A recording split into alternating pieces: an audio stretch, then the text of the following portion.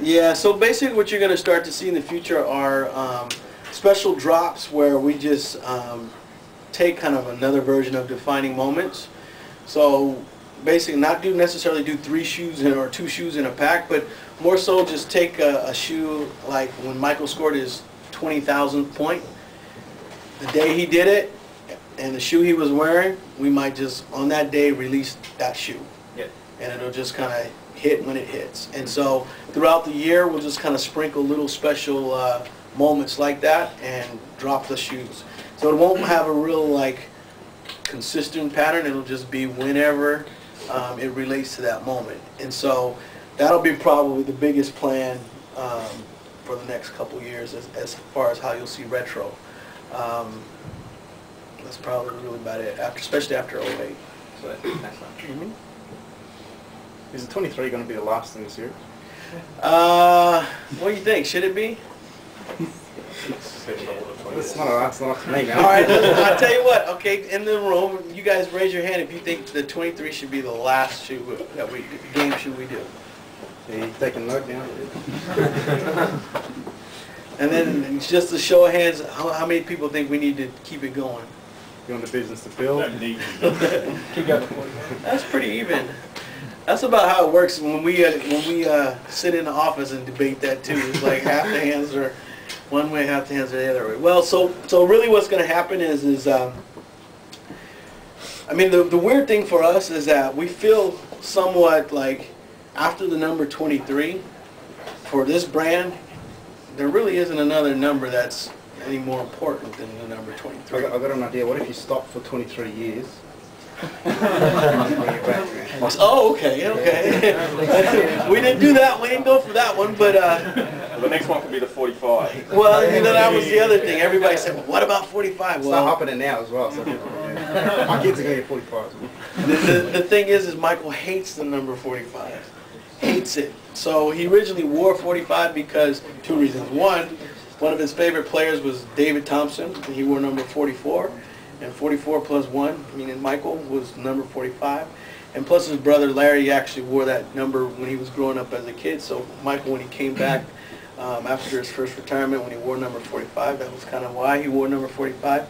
But one of the things, if you remember, if you're a basketball fan, you might remember is he was in that playoff. So he set out most of that season, and then he came back midway through the season, and he wasn't really kind of on his game like he would normally be. And when he was in that playoff playing against the Orlando Magic, Nick Anderson stole the ball from him at a key point in the game, and that wrecked it for Michael. It wrecked it for him, but it actually made him a better player. So he was wearing the number 45, and he was like, this number is done. And so with 45, he's like, and Michael's pretty superstitious about a lot of stuff. He's got to have like steak and potatoes before every game, and I mean, he has like his ritual of things that he does before a game, and so 45 to him is not an option. So all those people that even in our group that said go up to 45, Michael's like, not gonna happen. And 45 doesn't mean anything to him. So anyway, so what we decided to do is that, you know, there's no other special number outside of 23. We should stop it at 23. The other thing that happened is probably about maybe 8, 9, maybe even 10 years ago. Someone asked me the same thing. They said, so when does this stop? You know, when are you guys going to stop it? And I said, well, you know what? It's up to me. We're stopping at 23. That's it. I'm done. And the only reason I said that, honestly, is because I thought I wasn't going to be here. I thought I was going to have another job. I really didn't think I'd have to worry about it. And so now I'm here, and I'm faced with the dilemma. And so I'm here. So we'll see what happens. But so then the other side of that is, we think that we really owe it to people who respect what we've done over 23 years, who love kind of what we do. We kind of owe it to ourselves to kind of push the industry a little bit, because we have a tendency to do things way different than most people. And so we feel like we owe it to ourselves, the industry, and all the people who kind of walked with us through this journey to kind of carry forward with the legacy. And so that's kind of the other half of the argument. So I think where we're going to ultimately land is probably we're going to come up with a new strategy altogether around the game shoe. It probably won't continue the numbered series that you see now. it will probably move to a different direction with a whole new point of view. And one of those, I think, the direction that we're looking to push it in, I think we're going to blow you guys away when you see kind of how we come after the business. I think one of the things we wanted to do and get back to this shoe, the 23, was we wanted to do what we call create the chase. You know, back in the day, you know, if you walked into a store and you weren't, you know, first in line, or you weren't, you know, on point, you weren't on top of your game when they came out, you missed out.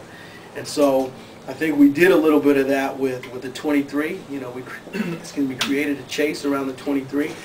And I mean, you should see, like in the States, I mean, we got ridiculous lines. So the first shoe, the shoe that I'm wearing, we dropped what we called, well, the story was all based on the number 23. I said I wanted to do 23 minutes, 23 hours, and 23 days prior to All-Star Weekend, because that's when Michael wants us to debut the shoe. He thinks that's the platform of where you can showcase your best stuff.